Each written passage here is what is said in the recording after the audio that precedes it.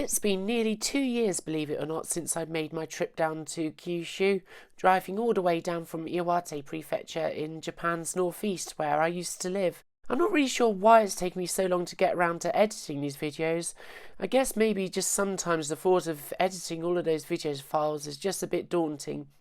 But over the next few weeks I hope to compile my experiences down in Kyushu into some little bite-sized videos, and this is the first of those.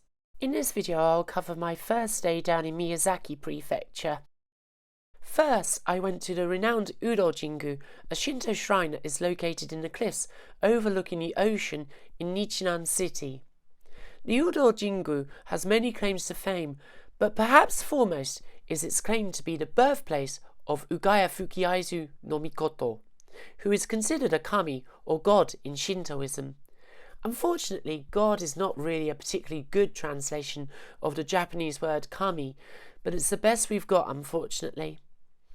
Ugaya Fukiaizu may not mean that much to you, but in Japanese mythology he is considered the father of Emperor Jimmu, the legendary first emperor of Japan, as recorded in Nihon Shoki, a chronicle of early Japanese history, and Kojiki, meaning a record of ancient matters. That said, it has never been proven that Emperor Jimmu actually ever existed, but as the legend goes, he ascended to the position of emperor on February 11th, 660 BC in modern-day Kashihara, Nara Prefecture, which coincidentally is only about 30 minutes from where I now live in Japan. But probably of more interest is the fact that February 11th is also the same day that the Meiji Constitution came into being in 1889. And in modern-day Japan, February 11th is marked as a national holiday, Kenkoku Kinen no Hi. The shrine also sells a kind of soft candy called mizuame. I tried it and it was nice enough. And when I finished, I took a look at the nearby Udojingu lighthouse, which is modelled on a traditional Japanese lantern design. To quote one Google review that really sold it to me, "Lighthouse? Shock face? Question mark, question mark, question mark." With such an emphatic recommendation as that, I was in no doubt that I had to visit.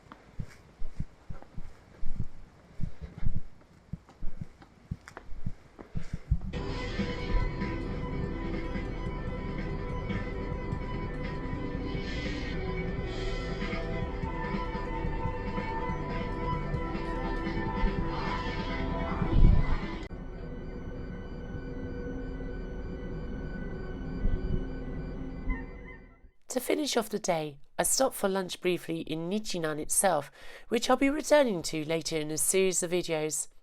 After lunch I proceeded on to the Inoyae Keihoku or Inoyae Valley, where I hiked along a beautiful riverside trail through the woodlands, following the path to one of the most beautiful waterfalls at the end of the trail. The path was fairly easy going, though it had a few ascents here and there, but I was able to tackle it easy enough in my half cabs, which are not renowned as good hiking shoes, especially with their grip totally worn down from skating in them. But the gorge itself was absolutely stunning, a real tranquil spot where I didn't meet a soul. It wasn't indicated on any tourist trail. I just found it on the map, and after driving over 2,000 kilometres in the previous 5 days to get down to Kyushu, I really needed to properly stretch my legs and exercise. Really, if you find yourself in the southeastern corner of Miyazaki Prefecture, it's a highly recommended trail and a very restorative hike. In Japanese, it's often said that people enjoy the delicious fresh air. And though we might not describe fresh air as delicious in English, the thought of that way of describing made so much sense to me when I finished this hike.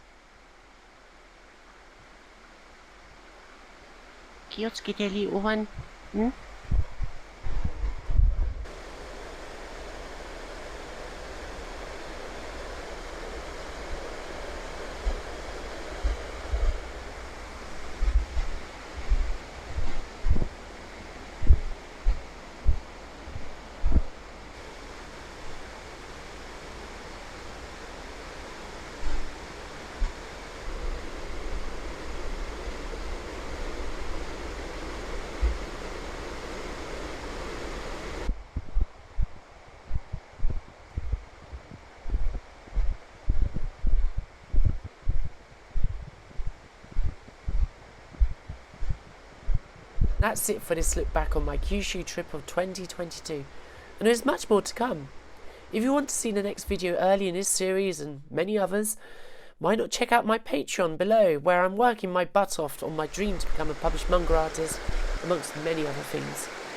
Anyway, that's all for this one, and as always, thanks for watching. Bye bye.